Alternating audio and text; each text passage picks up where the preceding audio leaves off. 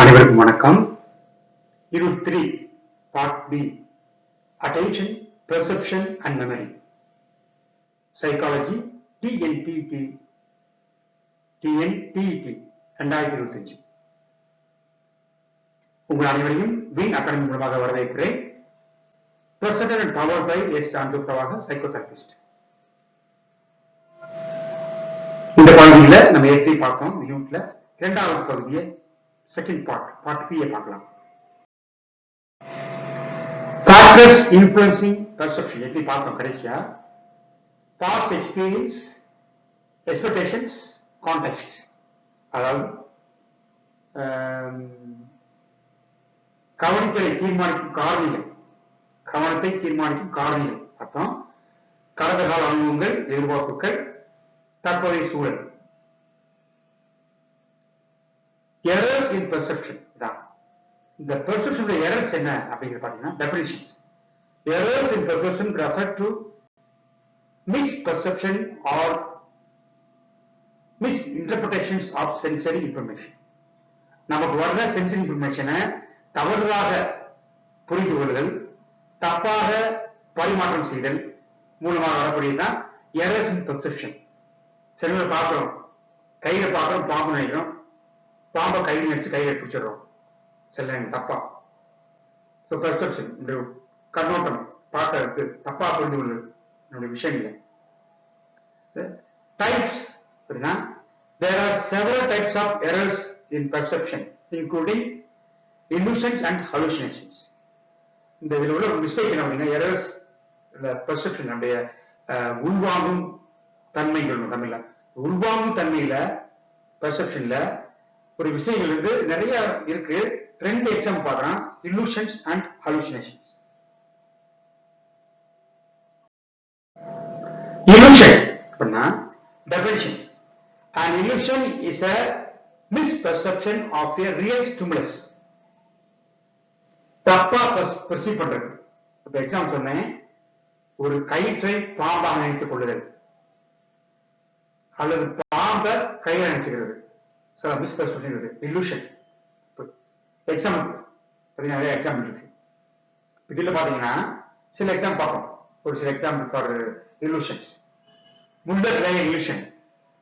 A line appears longer or shorter depending on the direction of the arrows at the ends. அந்த எண்ட்ல ஒரு ரெண்டு line இருக்கு. அந்த லைன்ல அந்த ஆரோவுடைய சைஸ வச்சுட்டா அந்த லைன் பெருசா சின்ன தெரியும்.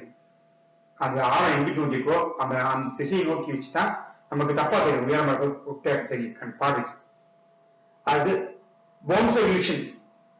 Two identical lines appear different in length due to the presence of the covering lines. The covering lines இருக்கனால ரெண்டு லைன் போடுறாங்க, டிஃபரெண்ட் ஆகுது. அந்த கவரிங் லைன் காரணத்தால இந்த ஒரே லைன் தப்பா டிஃபரெண்ட் தெரியும். Because of covering line, both same size lines looks different. Okay, causes பாத்தீங்கன்னா காரணம் illusion. The illusions can be caused by various factors including context, past experience and cognitive bias. ஏற்கனவே உள்ள கடந்த அனுபவம், அந்த சூழல், இதை வச்சு உதாரணம் பாருங்க. ஒரு பெரிய குளம் இருக்கு, அந்த எப்பயுமே அந்த குளத்து பக்கத்துல ஒரு பாம்பு படுக்கிறது வழக்கம் வச்சுக்கோங்க. புதுசா ஒரு குழந்தை விளையாட்டு தெரியாம ஒரு கையில அந்த குளத்தை போட்டாங்க. அதை பார்க்கும்பொழுது அந்த குளம், அந்த திண்ணை, அந்த இடத்தை பார்க்கும்போது கான்டெக்ட் என்ன வருது, டக்குனு பாம்பு வருது. ஏன்னா அந்த பாஸ்ட் எக்ஸ்பீரியன்ஸ். அப்ப கடந்த கால அனுபவங்கள், ஃபேக்டர்ஸ், வேரியஸ் ஃபேக்டர்ஸ், இதெல்லாம் காரணமா இருக்கு. The misperception of a real situation is an illusion. What is illusion கேட்டாங்கன்னா, the misperception of a real stimulus is an illusion. Hallucination.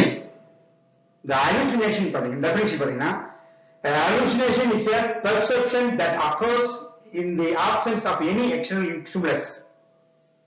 அதாவது ஒரு இடத்துல கயிறு இருக்கு, நான் கயிறு பாம்பா பார்க்கறது illusion. அங்க ஒண்ணுமே இல்ல, நான் பாம்பா பாக்குறேன் அப்படின்னா hallucination. டிஃபரெண்ட் டைப் இருப்பாங்க, 10 டைப் இருக்கு. Already hallucinations, hearing voices or sounds that are not present. அப்படி ஒரு சவுண்ட் இருக்காது, நம்ம சில பேருக்கு வாய்ஸ் சவுண்ட் கேட்கும். visual hallucinations, seeing objects or patterns that are not present. எதுவுமே இருக்காது ஆனா பார்வைக்கு. So என்ன காரணம், என்ன causes பாத்தீங்கன்னா, hallucination can be caused by various factors including neurological disorder, mental health conditions and substance abuse. அதிகமா அதனால இந்த பாத்தீங்கன்னா குடியாரர்கள் தனியா பேசுவாங்க. ஏன்னா நம்ம பார்க்காத அவங்க பார்ப்பாங்க இருக்கலாம், நம்ம பார்க்காத ஓவர் குடிக்கிறது, நிறைய ட்ரக் அடிமையாக அபியூஸ், ஓவர் சப்ஸ்டன்ஸ் அபியூஸ் ஆயிடுச்சுன்னா இந்த கஞ்சா ஹெரோயின் சாப்பிட்றவங்க தனியா பேசுவாங்க. ஏன்னா அங்க ஒண்ணுமே இருக்காது, ஆனா அவங்களுக்கு ஒரு விஷயம் தெரியும். அது நபரா இருக்கலாம், யாராக இருக்கலாம். The perception that occurs in the absence of any external stimulus is an hallucination. So what is hallucination? The perception that occurs in the absence of any external stimulus is hallucination. ஒன்றுமே இல்லாமல் ஒன்றை பார்த்தால் அது hallucination. இந்த பிக்சரை பார்க்கணும், ரெண்டு உருவங்களை பார்க்கணும். சரி, இது ஷேடோ. அந்த உள்ள வீடு சுத்தும் பொழுது நமக்கு இந்த ஷேடோ போட்ட மாதிரி இருக்கும். அப்ப ஒண்ணுமே இல்லை, சில இருக்கிறதை தப்பா பார்ப்பது illusion, இல்லாததை பார்ப்பதா உணர்வது hallucination. Key difference between illusion and hallucination. Presence of stimulus. Illusion involved as misperception or real stimulus, while hallucination occurs in the absence of any external stimulus. ஒன்றை இருப்பதை தவறாக புரிந்து கொள்வது illusion. ஒன்றுமே இல்லாதை இருப்பதாக உணர்வது hallucination. The reality distortion. Now illusions distort reality, while hallucination create a new reality. Illusion வந்து இருக்க ரியாலிட்டி மறைக்குது. ஒரு கையில வந்து பாம்பு மாதிரி காமிக்குது, நமக்கு இருக்க ரியாலிட்டி மறைக்குது. hallucination இல்லாத புதுசா ஒரு ரியாலிட்டி உருவாகும். Summary. Errors in perception, including illusions and hallucinations, can provide insight into the complex process of perception and cognition. முக்கியமான point, the errors in perception, including illusions and hallucination, can provide insights to the complex process of perception and cognition. இது நமக்கு என்ன தேவைன்னா, process பண்றதுல, process of பெர்செப்ஷன்ல காக்னிஷனுக்கு ஒரு complex இருக்கு, ஏதோ பிரச்சனை இருக்கு அப்படிங்கிற அறிவுறுத்தல் தான் இந்த இல்லூஷன்ஸும் hallucination. Memory. Meaning of memory பாத்தீங்கன்னா டெஃபினிஷன் பாருங்க. First, the memory refers to the cognitive process of encoding, storing and retrieving information. நினைவுபடுத்தல், நினைவாற்றல் அப்படி பாத்தீங்கன்னா தகவலை பெற்றுக்கொள்ளுதல், சேகரித்தல், அதை வெளிக்கொணர்தல், தேவையின் அடிப்படையில். அதான் அர்த்தம். Importance. Memory plays a crucial role in learning, problem solving and everyday functioning. ஞாபக சக்தி கண்டிப்பா ஒரு மளிகை கடைக்கு போகக்கூடிய சிறுவன்ல இருந்து சாஃப்ட்வேர் இன்ஜினியர் வேலைக்கு போற வரைக்கும் மெமரி தேவை. ஒரு கடைக்கு போயிட்டு வர சின்ன சிறுவன் தன்னுடைய அம்மா சொன்ன பொருட்கள் ஞாபகப்படுத்திக்கிறான். ஒரு சாஃப்ட்வேர் இன்ஜினியர் அன்னைக்கு செய்ய வேலை ஞாபகப்படுத்துறாரு. ஸோ அதனால எல்லா சூழலையும், எல்லா மனிதர்களுக்கும், எல்லா இடங்களையும் குறிப்பா கற்றுக்கொள்ளுதல், பிரச்சனைகள் தீர்வு காணுதல், அன்றாட பணிகளை செய்வதற்கு இந்த மெமரி நமக்கு நினைவுத்திறன் நமக்கு உதவியா இருக்கு. Types of memory. நினைவுத்திறன் வகைகள். Sensory memory, brief storage of sensory information. கற்றவைக்கு பிரீஃபா ஜஸ்ட் இன்ஃபர்மேஷனை இப்போ நீ ஸ்கிரீன்ல பாக்குறீங்க, டக்கு இந்த ஸ்லைட் பாக்குறீங்க, டக்கு நம்ம போடுறீங்க, சொல்ல முடியும். ஸோ brief storage இது. Short term memory, STM, limited capacity storage of information for a short period. Example, memory phone number. So கொஞ்ச நேரத்துக்கு ஞாபகம் இருக்கும். ஒரு ஃபோன் நம்பர் சொல்றாங்க, இல்ல பர்சன் நம்பர் சொல்றாங்க, உங்கள்கிட்ட பாக்குறீங்க, ஒரு போஸ்டர்ல விளம்பரம் பாக்குறீங்க, ஒரு பேரை பாக்குறீங்க, கொஞ்ச நேரம் தான் இருக்கும். Short memory. Long term memory, permanent storage of information. So நிரந்தரமாக நினைவுகளை வைத்துக்கொள்ளும் நினைவுத்திறன். தகவல்களை நிரந்தரமாக தகவல்களை வைத்துக்கொள்ளக்கூடிய நினைவுத்திறன். Working memory, temporary holding and manipulation of information for cooperative task. நம்ம வேலை செய்யறோம், அந்த வேலை தொடர்பான விஷயங்களை ஞாபகத்துக்கு வச்சுக்கிறது. அந்த ஒர்க்கு தேவையான விஷயம் மட்டும் ஞாபகத்துக்கு ஒர்க் பர்பஸ்க்காக பர்பஸ் ஆஃப் ஒர்க் வேலை நிமித்தமாக வரக்கூடிய நினைவுகள். இப்போ வண்டி ட்ரெயின் ஓட்டுறாங்க, அவங்க என்ன தூங்குவாதான் ஃபர்ஸ்ட் இயர் செகண்ட் இயர் சொல்ல மாட்டாங்க. ட்ரெயின் ஓட்டும் பொழுது அப்போதைக்கு அவங்களுக்கு ஆட்டோமேட்டிக்கா வந்துடும். நம்ம first year second year third year எல்லாம் தெரியும், எல்லாம் வண்டி ஓடுறது. எல்லா ஆல்வேஸ் ஈ காண்ட் ரிமெம்பர், எல்லா வைக்க மாட்டாங்க. அந்த வேலை இறங்கும்போது அப்படி மெமரி வந்துடும்.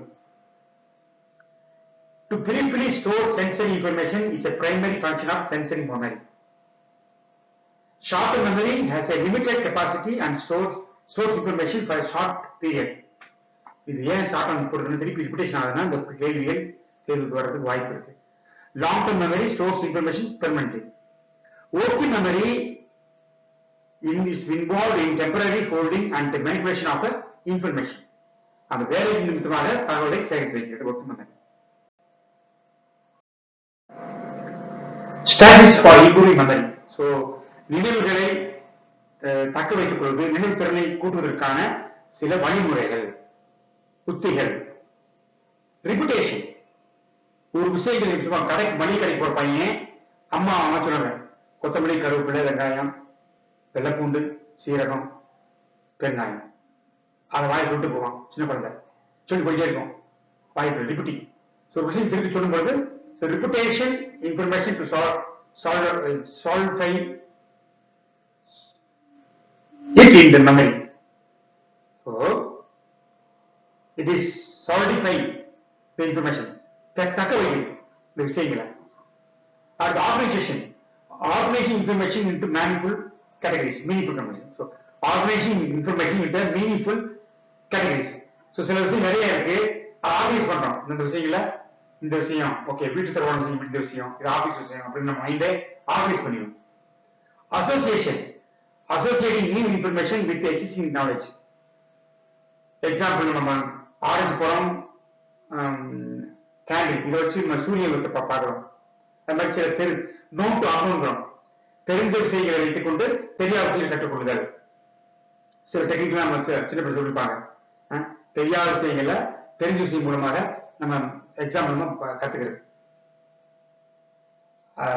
ஒரு எக்ஸாம்பிள் பிபிசிஆர் அப்படிங்கிறது அந்த 7 வண்ணங்களை குறிக்கிறது, அந்த முதல் இடத்தை வச்சுக்கிறோம். இது ஒரு டெக்னிக். அதே மாதிரி சில டெக்னிக்லாம் இருக்கு, அதை பயன்படுத்தி நம்ம அசோசியேட் அந்த mnemonics method using appoints, rhymes, other memory aids. அதாவது ரைம்ஸ் மூலமா இல்ல சில அனடாப்ஸ் மூலமா சில வரிகள், சில வரிகளை வச்சுக்கிறது, சின்ன வரிகள் வச்சுக்கிட்டு ஞாபகம். உதாரணத்துக்கு இந்த சரிகம பதனிசா வரும்பொழுது அவங்க சொல்லுவாங்க, ஆடு மாடு மேய்க்க போனேன், காடு மீது சுத்தி வந்தேன், சரிகம பதனிசா சானிதப மகரிசா. அதுக்கு இந்த குழந்தைகளுக்கு சுருக்கமா பார்க்கும்போது ஆடு மாடு மேய்க்க போனேன், காடு மீது சுத்தி வந்தேன். இது சிம்பிள் அந்த காலத்துல சொல்ற டெக்னிக். அதாவது ஒரு விஷயங்களை அந்த சரிகம பேச வராது, அதனால அவங்க தெரிஞ்ச விஷயங்களை உள்புகுத்தி ஞாபகப்படுத்துறது. இதுதான் சொல்றோம் சின்ன சின்ன டெக்னிக் மூலமா. Association strategy for improving memory involves associating new information with existing knowledge. So எட்டு உள்ள நாலேஜ் உள்ள மேலும் உள்ள விஷயங்களுக்கு பயன்படுத்துறோம். எட்டு உள்ள நாலேஜ் பயன்படுத்திக்கிட்டு நியூ இன்ஃபர்மேஷன் எடுக்கிறதுக்கு நம்ம பயன்படுத்துறோம். அதான் அசோசியேஷன் மெத்தட். இது முக்கியமான point. Visualisation using visual imagery to remember information. So visual மூலமா சில விஷயங்களை ஞாபகப்படுத்தும். That's why we use more pictures in the textbook. ஆனா விஷுவல்ங்கிறது ரொம்ப இம்பாக்ட். ஒரு பேராகிராஃப் சொல்ல வேண்டியது ஒரு 2 பேராகிராஃப் சொல்ல வேண்டியது ஒரு பிக்சர் சொல்லிடும். அதனால நம்ம பார்ப்போம், நம்ம பிபிடில நிறைய பிக்சர்ஸ் யூஸ் பண்றோம், மைண்ட் மேப் யூஸ் பண்றோம். ஏன்னா பார்க்கும்போது உங்களுக்கு மறக்காது ஈஸியா. Picture will help you to remember. அதனால we use cartoon, comics pictures for children. Forgetting. Definition. Forgetting refers to the inability to recall or retrieve information from memory. ஏற்கனவே சேகரித்து வைத்த தகவல்களை மீண்டும் கொண்டு வருவதற்கு நினைவுபடுத்துவதற்கு இயலாமையை குறிக்கிறது. இந்த மறதி குறிக்கிறது. இந்த தியரிஸ் பாத்தீங்கன்னா decay theory. Forgetting occurs due to the natural decay of memory traces over time. So மேல் புது விஷயங்கள் வர வர பழைய விஷயங்கள் டிகே ஆயிடும், மறைஞ்சு. ஸோ புது விஷயங்கள் உள்ளே வர வர அது பழைய விஷயங்கள் ட்ரேஸ் ஆயிடுது. அதான் ஒரு தியரி. ரெண்டாவது theory interference theory. Forgetting occurs due to the interference from other information. So விஷயம் எப்படி இருக்கு, தேவையான விஷயம் உள்ள குழந்தை தேவையில்லாம அதையும் செல்போன் பார்க்காதீங்க, டிவி பார்க்காதீங்க. ஏன்னா ஏற்கனவே படிப்பு விஷயங்கள் இருக்கும், ஆனா இந்த விஷயம் ஓவர்டேக் பண்ணி இன்டர்பிரேட் பண்ணாலும் மறந்துடும். Decay theory is the process of forgetting due to the natural and decay of memory traces over time. It is called decay theory. But forgetting due to the interference from other information is called interference theory. And வித்தியாசம் இது retrieval failure பாத்தீங்கன்னா inability to access information due to lack of cues or other factors. So சில விஷயங்களால சரியான ஒரு புரிதல் சரியான இல்லாதனால சேகரிப்புனால அவர் காரணங்களால சரியான சேகரிக்கப்படவில்லை என்றால் சரியாக மீண்டும் கொண்டு வர முடியாது.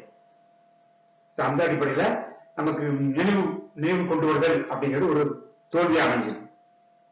Summary. Memory is a complex cognitive process that involves encoding, storing and retrieving information. So நினைவூட்டல் அப்படின்றது ஒரு கடினமான ஒரு கலவை உள்ள ஒரு அறிவு ப்ராசஸ், அறிவில் நடக்கூடிய ப்ராசஸ். அது என்ன உள்ள வருதுன்னா சேகரித்தல், பாதுகாத்தல், மீண்டும் கொண்டு வருதல் போன்ற செய்திகளை அடங்கியது.